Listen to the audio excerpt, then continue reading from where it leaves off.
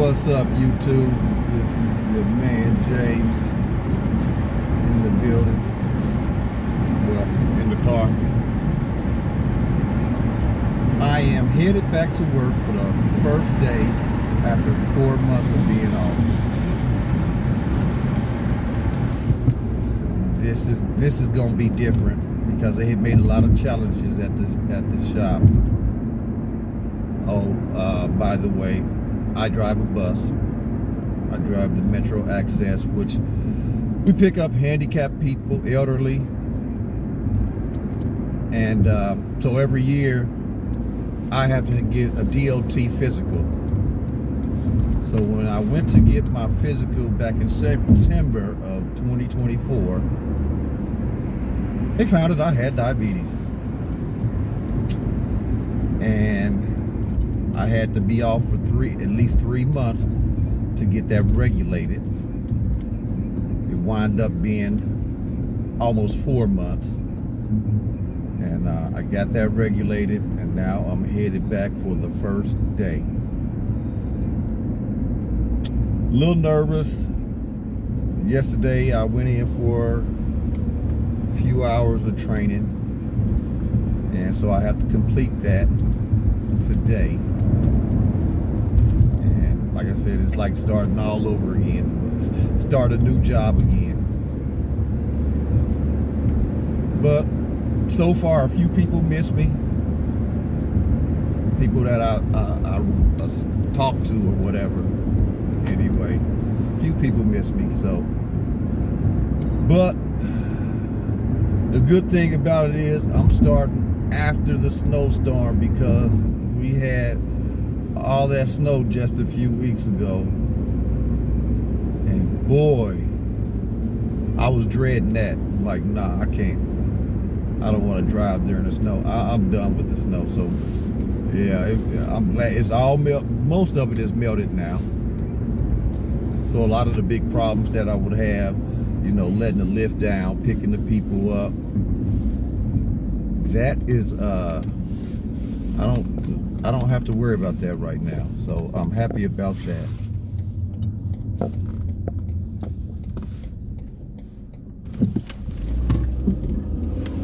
The sun is out today. Got my sunglasses. With that being said, so yeah, I'm just, you know, the first few days will be just getting back into routine, getting back to normal.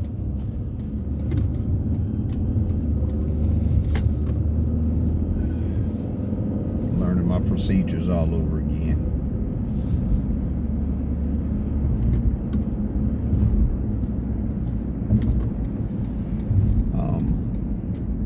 Yeah, so give you a little history.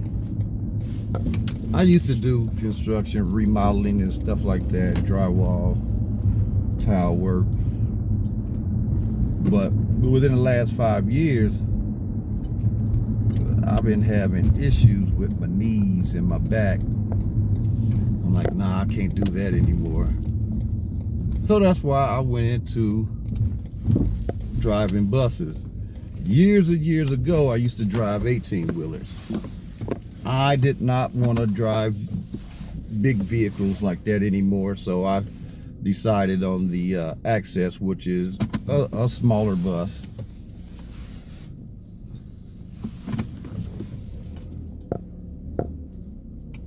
Just the hustle,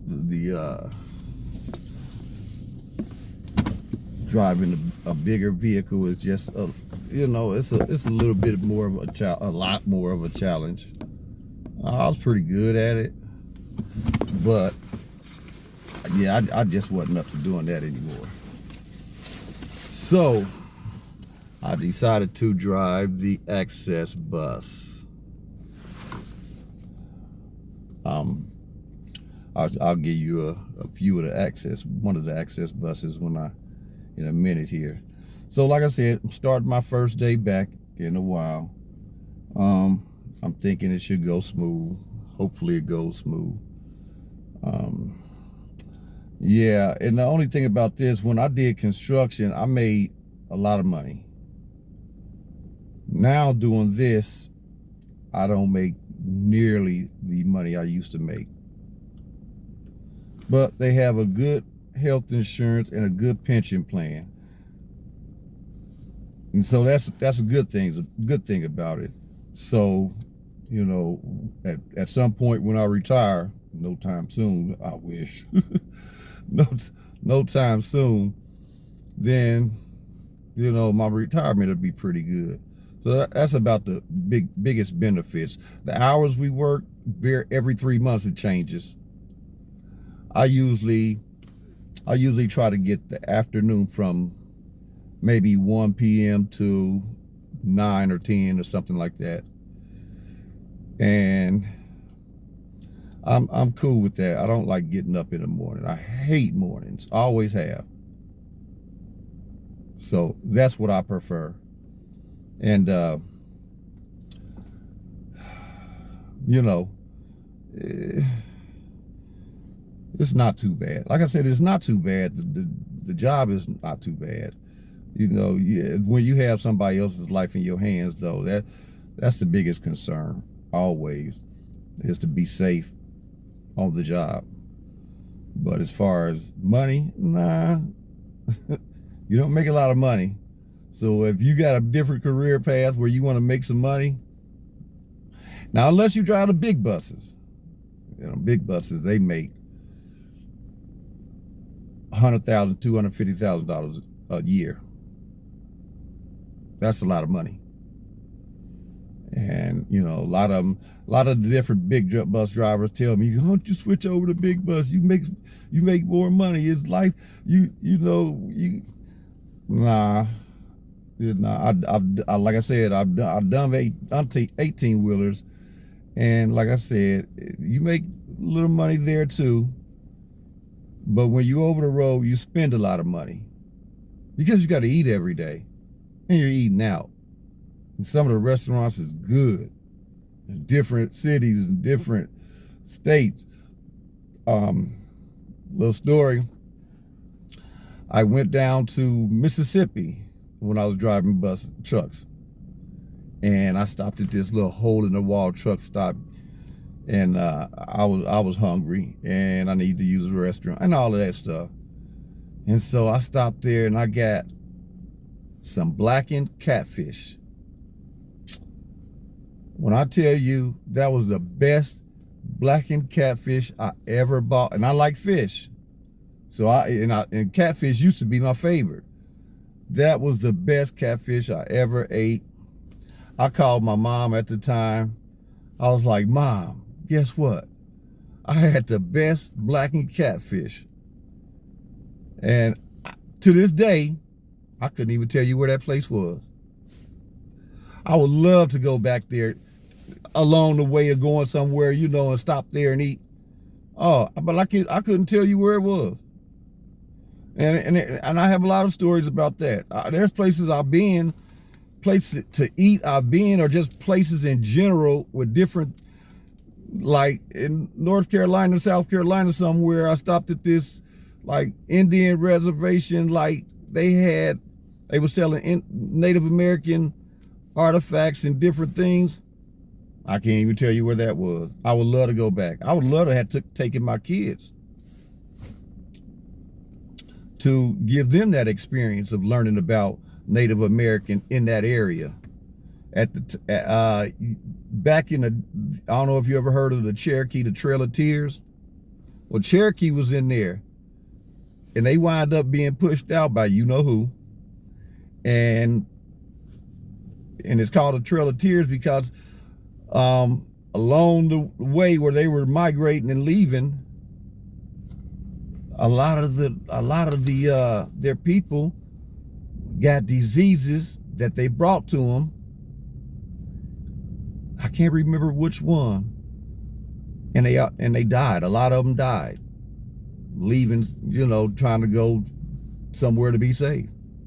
It's called the Trail of Tears. You might want to look that up if you just want to learn your history of the U.S. It's a lot of different things, but you should look that up. Okay, before I go, I'm getting ready to run in here. I don't know if you can see that. That is one of the buses that I drive. Now there's a couple different variations, and that's just one. So with that being said, let me get in here and get started, and I will check you out when I come out, because I don't start till 12, but I got to do my driving training for about 30 minutes, and then so when I come back out after that, I'll get back on. All right, peace. Okay, right back at you. I am back on the road. Just did my other part of the retrain, and I got an hour before I officially start my day. So I'm just going back to the car and chilling in here for a minute. You know, today is a good day.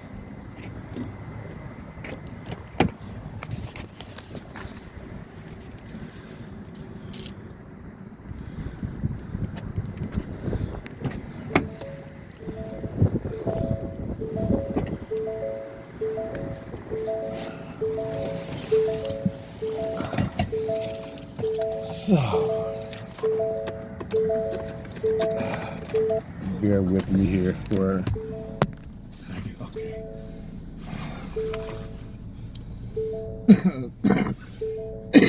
Excuse me.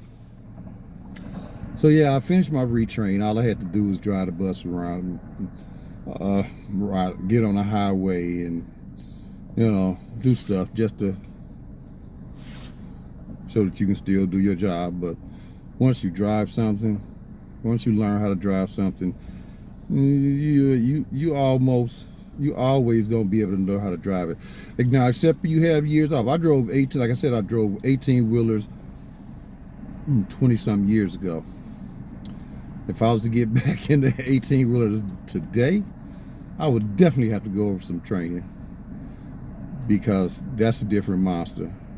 I'll still know the basics, but just operating something that big and it's not straight and connected it's like a trail. It's a trailer, so your turns is different. So I would definitely have to get into routine, and I could have done that. I have a cousin, a younger cousin. Him and his dad both went into driving trucks, and now he has a 5-truck fleet.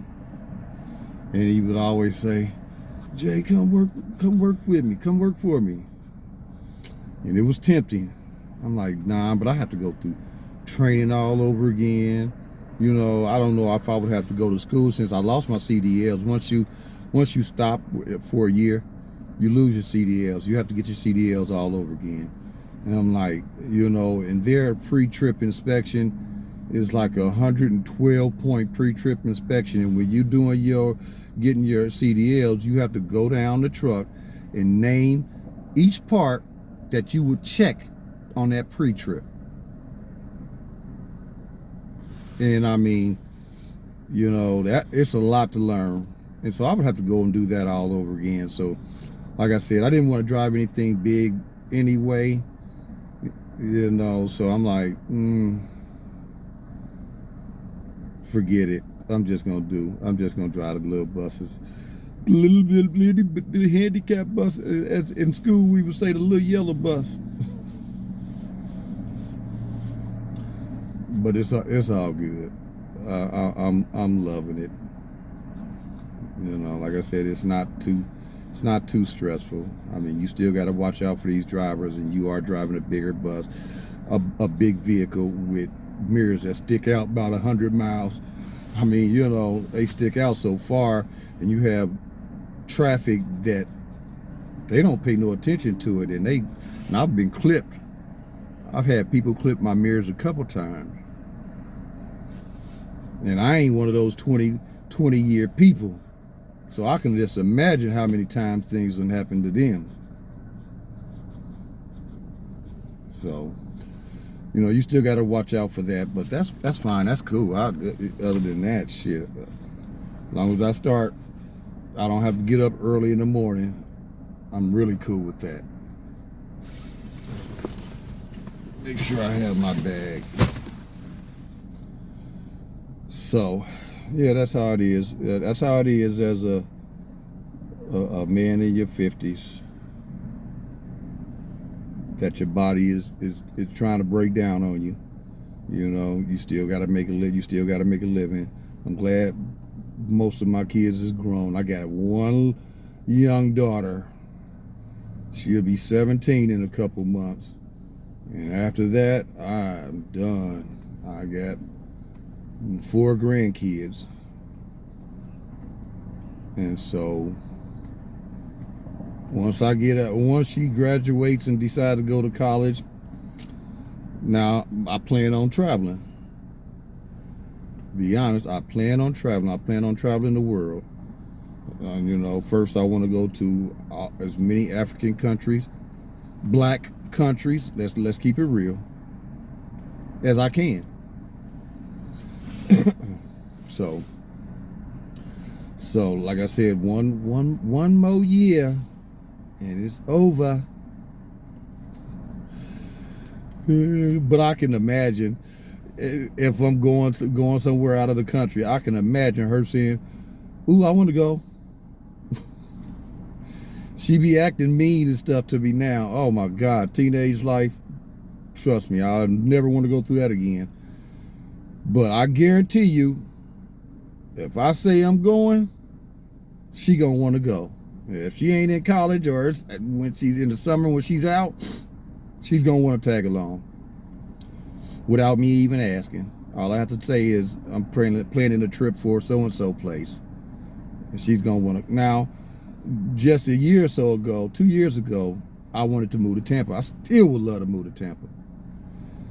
And she was like, "When we moving to Tampa?" I said, I don't know. I'm kind of debating on whether I should wait till you graduate. She was like, "Why? They got schools in Tampa." In other words, we can go now. It was hilarious, but I said, "Oh, okay, yeah." But you know, to make a move like that with a girl, a teenage girl, I mean, your finances got to be ready for it. You got to put together a plan. See, it's like when I was younger, man, I was ready to leave the city, go somewhere. I'm packing up my car with my clothes. I'm making a few contacts, like I'm coming into town. Can I stay with you or whatever? Pow! I'm gone. Overnight. I lived in Alabama, Montgomery, Alabama. Loved it there. I lived in St. Louis, Missouri. It was all right, but I was there because I did. My ex-girlfriend now, I have 2 sons by her. Her uncle was like, he knew I did construction and he needed some good, he's seen some of my work. He needed some reliable people. He's like, "Man, come on to St. Louis, man." He got me a trip up there, showed me what he does. Now that's when I expanded my construction repertoire. He did straight remodeling. So he could do a roof one day, a bathroom, a basement. I mean, you know, so I'm like, he brought me up there from Alabama, and I'm like, yeah, I can do this, and I can make this. I'm like, oh yeah, I'm with that. So, because the work in Alabama, it was during the winter, the ending of the winter, and the work was getting slow, so, you know, I had to do something. And so I'm like, yeah, so I moved to St. Louis, and that's where I learned how to do what? Tile, windows, doors, roofing. I mean, installing cabinets, whatever in the remodeling work I did, framing. And so it was It was wonderful for me. It was cool. I learned a lot. You know, even now when I'm doing some work and I call him up and be like, look, I'm getting ready to do this. You know, how should I do this or can I do that? Always give me good advice. Always give me. He would like for me to come down. He would like me to come back and do work for him now, but I'm like, bruh, I done got older. And he'll say, you ain't got to do the work. Let the young guys do it. You just be the supervisor. You just be the lead. You run it. And I'm like, anytime you the lead or supervisor and you got people that you training, you gonna have to get down and do some of the work too. You got to show them too. And really, my knees ain't what they used to be. So it is what it is. So I'm like, nah, I just want to get out of that completely. Unless I'm doing some work for myself, and then it probably I'm gonna be paying somebody else to do it. But with that being said, I got a big project to do at my sister's house. Me and her son is a plumber now. I'm so proud of him because as a teenager, I tried to get them to, you know, on the construction side, they didn't want to see none of that, but he's a plumber now. So we're gonna do her bathroom, her common bathroom. We're gonna install a tub, new toilet, new vanity,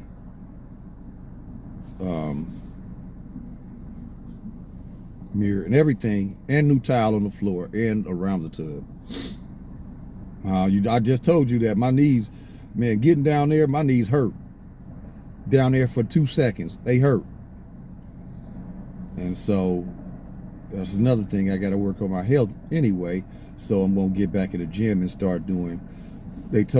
Somebody told me, one of the older men that work here told me that you get on that bike, you ride the stationary bike or whatever. He said, man, your knees will feel much better. So that's something I'm getting ready to do too. Now that I'm back to work, I'm going to get back on it and get to exercising. But meantime, tween time, I got to get this bathroom done. And, you know, I'm dreading it on one hand because it's going to take a physical toll on my body. But on the other hand, I love the finished product of what I do. That's why I did it for so long. You know, when you go in there, and in St. Louis, I've done work for this lady. She had properties, and her sister had a hoarder house. I had to go in there and clear it all out, all that junk, nasty. Oh my God! The first time I ever experienced a hoarder house by myself. It was just me doing it. I had no help. And from the beginning to the end, I mean, it was absolutely amazing. So when I wasn't even completed. She was bringing by her family members to see it, and they was like, oh. And the first thing they said was, I hope she don't tear it up again. The lady had a little mental issues and whatever, so. And they was like, I hope she don't tear it up again. Because we put in some work. I did all of the work. From the kitchen cabinets to the flooring to the drywall, because some of the drywall had to be taken out. Some of the flooring, I had to replace flooring and do flooring all throughout the house. I had to do the bathroom. I did all that myself. I'm looking back. I think about it now. What I could have got out of that, I could have got thousands of dollars more than what I actually end up getting paid. Let's just say that. But it's whatever. You know, sometimes you got to be of service to other people for things to come back to you. You know, when you're a service to other people, you help them out. They hit other people. You get your blessings down the road. you know. So, like I done my brother's basement years ago. You know, I didn't charge my brother that much. I mean, to be honest, I could have got so much more out of him. But of course, I'm not going to charge my brother. You know, I got pocket money. I mean, you know, I made a little bit, but for the work I did, not even compare. If a big company came in there, yeah, he would have been cashing out, or they would have been cashing out. But you know, so I've done that a lot. That's why I'm cool on what I'm doing. Unless I'm working for a company and my body is able to do it, I ain't going back to that. Now, when I buy my property, I want to do my work. Like I said, I might pay somebody. Unless my knees get better. These old knees get better, then I might do something. But other than that, nah, cool. Well, anyway, I've come to the end. I'm gonna sign off. I'm gonna get back with you later.